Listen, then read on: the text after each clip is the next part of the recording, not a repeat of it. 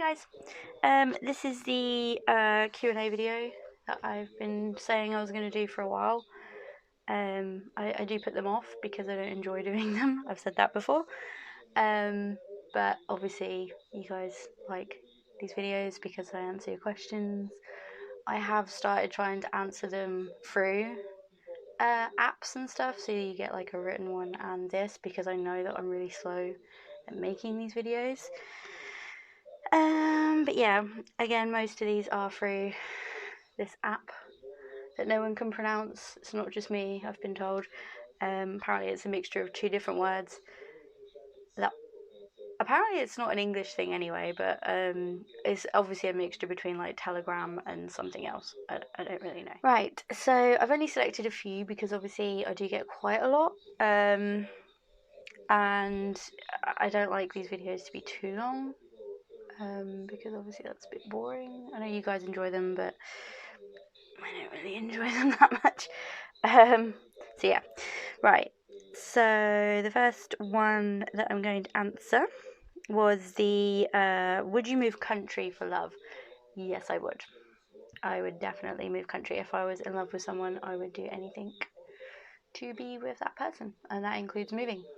I wouldn't even think twice, to be honest. I mean, obviously I would like miss my family and my friends, but I just see it as, you know, it means that they get awesome vacations when they come and visit me, because they would have to come and visit me.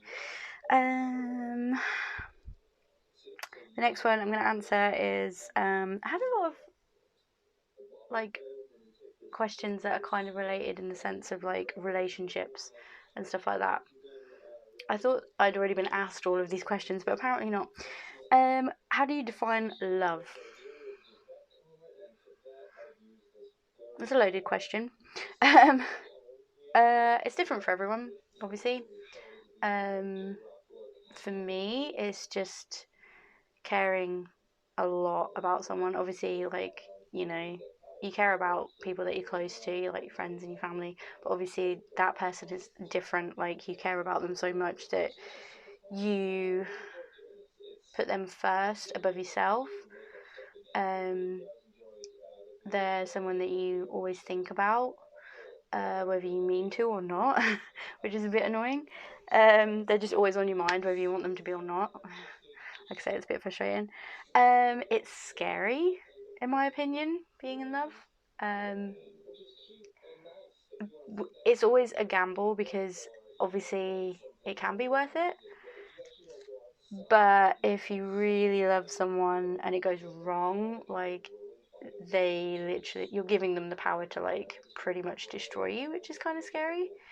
Having been through that though and come out the other side of it, I mean, it does make you a stronger person, and it does make me view it a little bit differently. Like, I don't think I'm as scared of that whole thing as I used to be. It definitely took me a while to like come to that sort of opinion on it.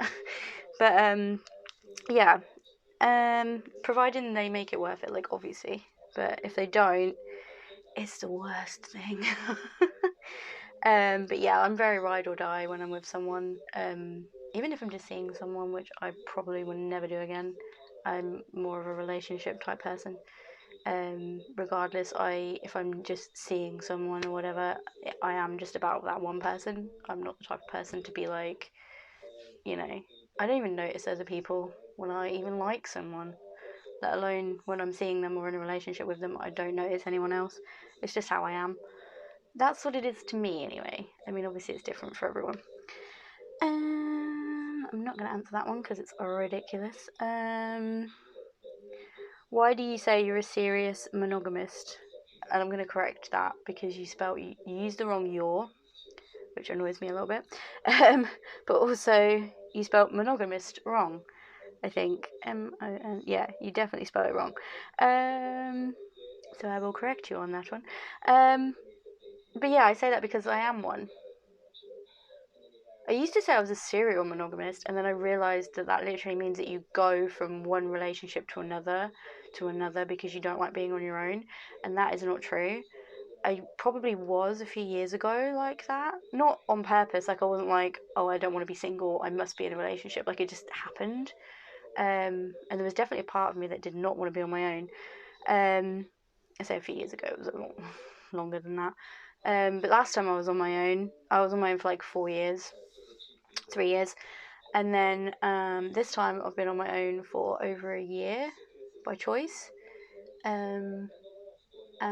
But yeah, when I'm in a relationship, I'm definitely, like I said in my last question, I am a monogamist. I don't notice other people when I'm with someone. It's just how I am. I've definitely been in a situation where I've been so mad at someone because they hurt my feelings and did stupid to me. And I thought to myself, I really wish that right now I could just go out and just, meet someone and be like, who's that person that I was just really upset about? I don't know who they are. This person's who I'm concerned about right now, just moving on really quickly. I can't do it. Even when I want to sometimes. It's just not who I am. Next trip you gonna take? If you're going to send me a question, please type it out properly, because it just kind of, I'm not being like, funny about it. It's just, I don't know, it just bugs me when I read them. Next trip I'm going to take, obviously with everything going on at the moment, I'm not going to take a trip. Money is a bit of an issue at the moment, obviously, with everything going on. But I don't really want to go anywhere on a trip. If I did, I would plan a big trip. Like me and my friends were talking the other day about the fact that we would love to go to America in sort of October sort of time, because of all of the haunted attractions that they have over there. They're just so much better than ours. You've got Universal, and even Disneyland is like cool at Halloween, and I would love to go for all of that stuff. Like that really does make me smile. Like I would love to go. So if I was going to plan a trip, it would be a big one, and it would be to America for like obviously a few weeks at least, maybe 3 weeks, and just go completely crazy with all of the best places to visit for like Halloween stuff. Because I am big on haunted attractions, like I said. Not necessarily jump scares. Jump scares don't always get me, which is a bit frustrating. But I'm more like the person that's like, up close to people looking at their makeup, like, wow, special effects, how did you do that? Because that's just how I am. All that kind of stuff really interests me. I love my special effects makeup and stuff. I don't get to do it enough anymore, which is kind of sad. That's one of the big things I actually miss about being, I know it sounds daft, but one of the silly little things that I miss about being in a relationship is being able to like practice doing special effects at Halloween on my other half. I used to love doing that because it's fun doing it on yourself, but I don't know, I don't like sitting in front of a mirror for that long. So it's a bit like, can I be bothered to do this? No. But if I've got someone else to do it on, I'm like, yeah, let's do this. Let's make you look dead and like a zombie. So yeah, that would be my next like trip if I was going to take one. I got asked this a couple of times. What do you like in a man? What was the other one? It was very similar.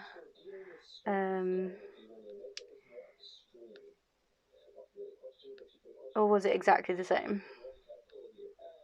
What type of men do you like was the other question, which is basically the same thing.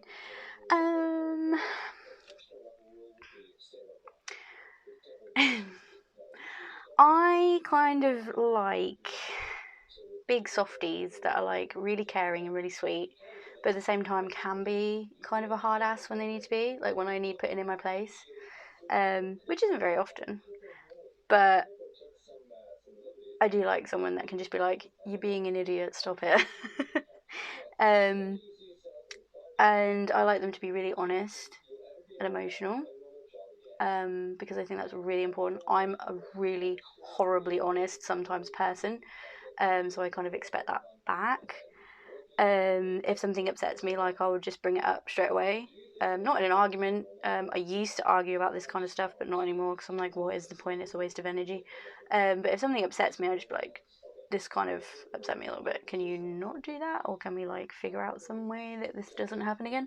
I'd rather just sort it out and then move on, because if you don't and you leave it, little things build up into big things, and then next thing you know, you're arguing about stupid stuff because this thing has been brewing inside of you, and then you just, you know, break up over the fact that someone didn't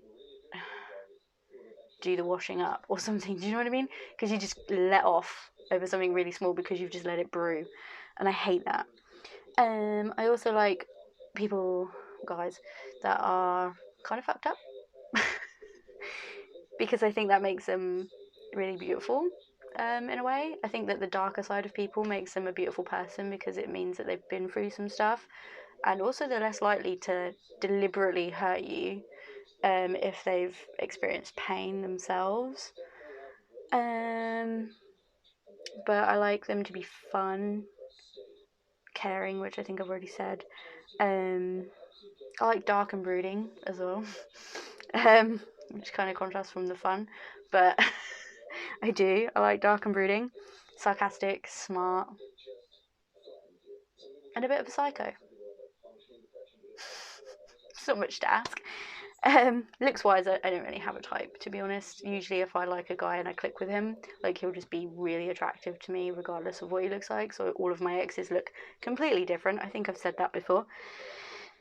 But yes, that's generally the type of guy that I would definitely like. Next question. How often do you drink alcohol?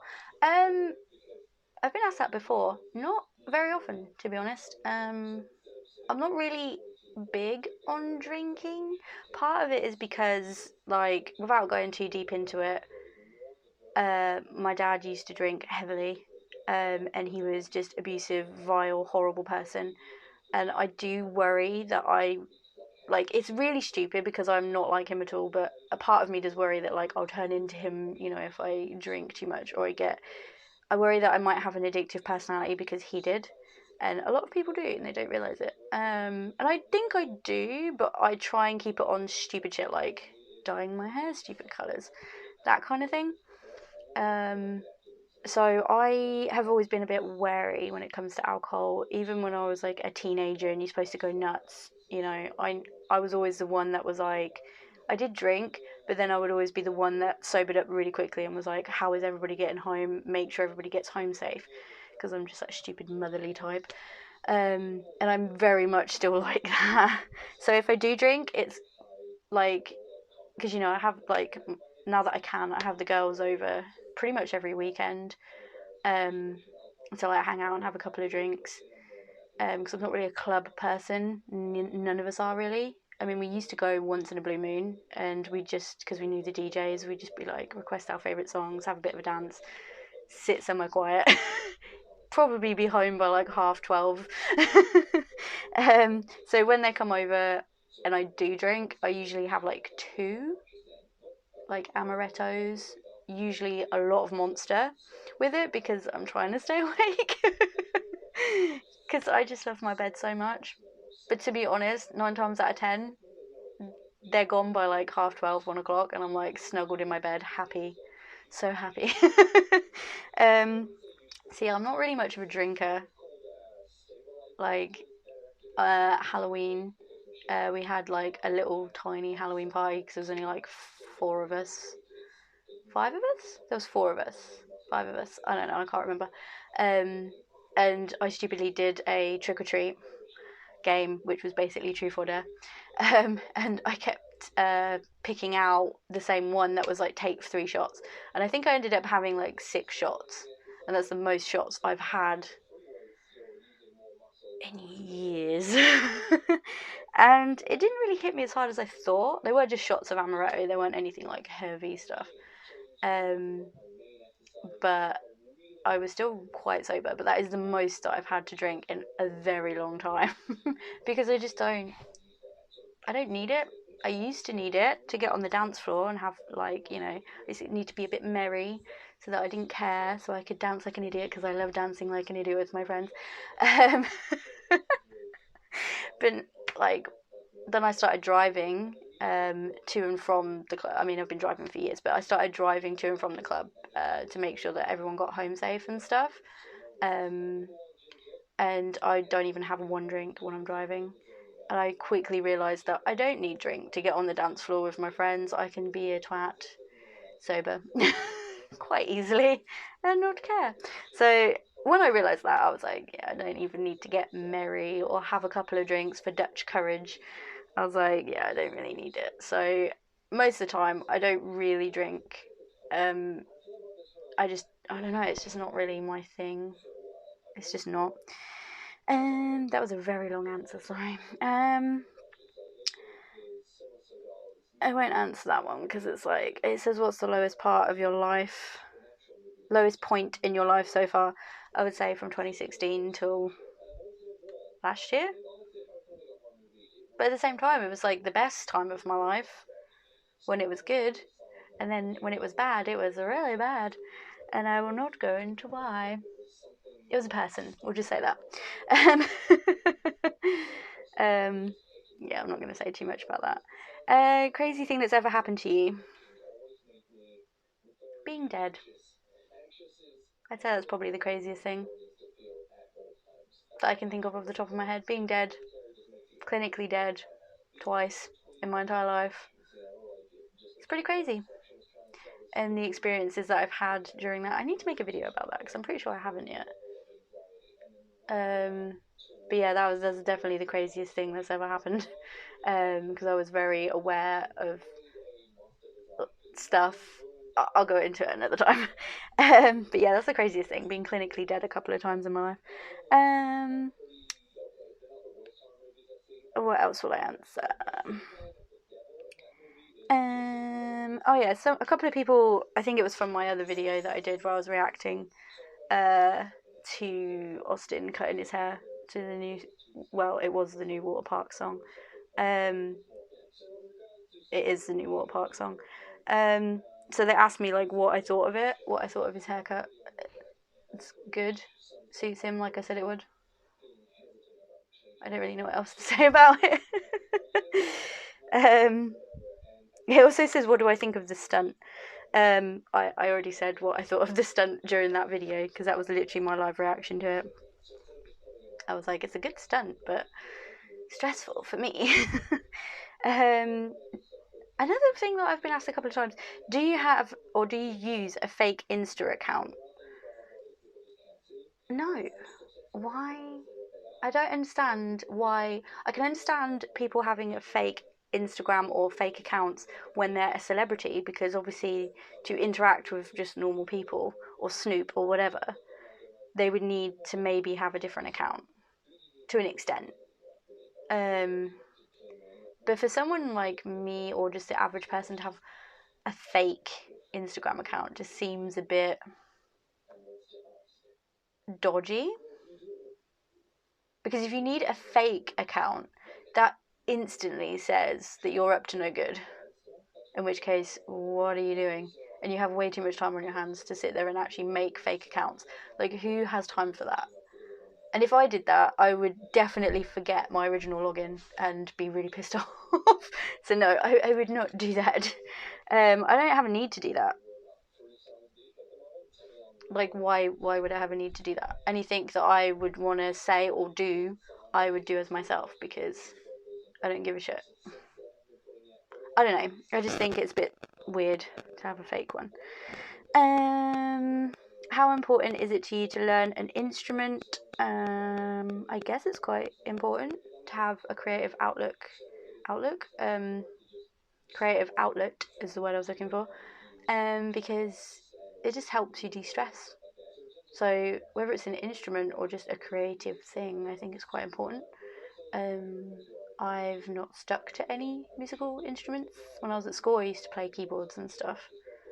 And obviously dating guys in bands back in the day and whatever. I did pick up a few instruments and like learn songs, but I've never learned to play like full things. Like I've learned bits and pieces with keyboards and stuff. I never learned to read music. I've always just played by ear.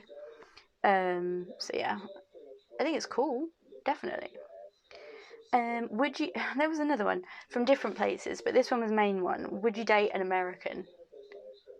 Like, that's a thing. It's like, yes. Why wouldn't I date an American? I don't understand. If I was in a situation where I met one and like I really fell for them, like, yeah, I'd date them. Why wouldn't I? I know it would be super long distance, obviously, because I live in the UK. But that would just mean like better, like, holidays, more trips, more sightseeing, more things to see. Um, Time together obviously would be really special, which would be nice. But yeah, I don't see why not. With anywhere, like, if I like someone, I like someone. I don't really care where they're from. That one was just relevant to the time, which was plans for the weekend, which, as I said, we're in a 4-week. It's kind of a preemptive lockdown for everyone in the UK. They've put us on a 4-week lockdown so that, in theory, we should be able to like have a good Christmas, like a normal Christmas. So I hope it works. But yeah, so no plans for weekends. After being rejected for a date, do you think you should keep trying? No. um. Why? If you if you ask, if this is a guy especially, and the reason I say this before anyone jumps down my throat, if you're a guy and you ask a girl on a date and she says no, it's kind of intimidating to keep badgering them with it, in my opinion. Because there's no rule in saying that if a girl's into you, she's not going to be like, hey, do you want to go out sometime? Like, why shouldn't you do that? So if you ask her out and she says no, if she's just playing hard to get or whatever you think she's doing, which rarely ever happens, I don't know anyone that plays hard to get. It's just something that guys seem to come out with when a girl says no. It's like, oh, she's playing hard to get, or she just means no. I just think if she says no, like, just leave it, and then if she changes her mind, like, she'll come to you. Like, don't keep badgering. I don't like that at all. Because it's just really awkward. I hate having to say no to people as well. Like, and it's a common thing. Like, obviously, it's a bit awkward being like, oh no, thank you. So to keep doing it, it's like, dude, no, do not do this. Do you think there's disadvantages to growing up with no worries? Yes, I do. Because I don't think you really grow as a person if you don't have any issues or like disadvantages. Because you don't really know what it's like to not have stuff or to struggle. And I think that's a key element when you become an adult. You quickly realize that it's not that easy. I mean, for some people it is, but for a lot of us that are independent and don't rely on our parents every 5 minutes for money, you quickly realize that once you've paid your bills and you've got a car and you've got like responsibilities, you do go without sometimes. Like, you just have to do that. It's part of life. So growing up without any disadvantages is not really preparing you for that. And that's the thing that I've seen with a lot of people, is that they think that life's really easy and they're going to have it all set, and then they leave home and they go to university or something, and then they're like, I don't know what I'm doing. I don't have any money now to eat. And it's like, yeah, that happens. So it's best to be as prepared as possible, in my opinion. So I definitely think there's disadvantages to that, 100%. Be honest, would you ever think of travelling alone? Yes, I would. Well, it depends, because I do have anxiety when it comes to certain things. Obviously, travelling alone is a big one. I think a lot of people have that. But if I'm traveling to see someone that I am head over heels for, or whatever, I wouldn't think twice. I'd just be like, yes, I would be extremely anxious and stressed out. But when you get to the end, it's like, it's worth it, you know? Or if it was like to something that I really wanted to go to or do, I would 100% do it. Again, I would be stressed out, but I would do it. If it was something that I didn't really want to do, then no, I'm not traveling on my own. If I can get away with it, I'll be like, drag someone along with me. Do people send you tons of tales? Yes, they do. I don't always go through them all. I just kind of scroll a little bit and then start answering them. I will admit that. I'm trying my best. Maybe one day I'll get through them all. Who knows? Do you think selling out is bad?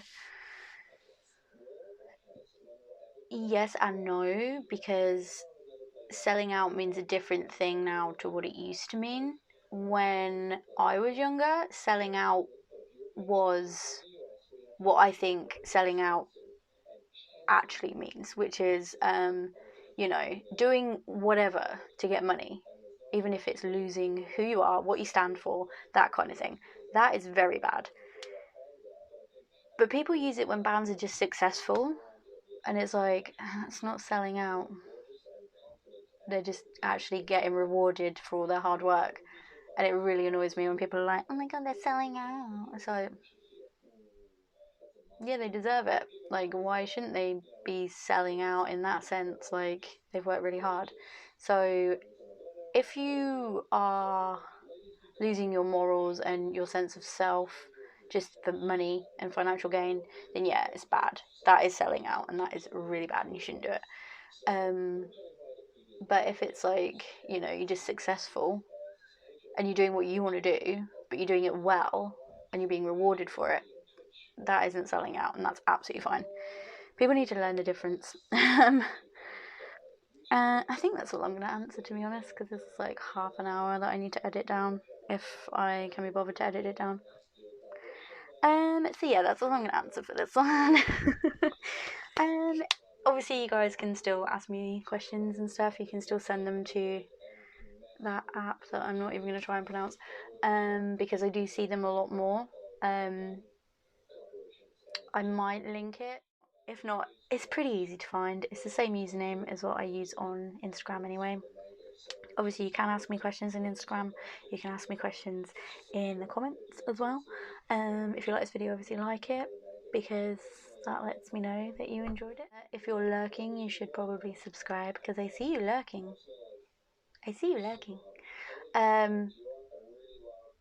So yeah, you should probably subscribe. I'm supposed to say that too. And I will probably see you guys in the next one, which won't be a Q&A for a while, because I don't really like doing these. But I will do another one, so like I say, ask me questions. They'll still be there. Over Instagram it's a bit more difficult because I don't read all of my messages on Instagram. And I've waffled on for way too long, and I will see you guys in the next video. Bye!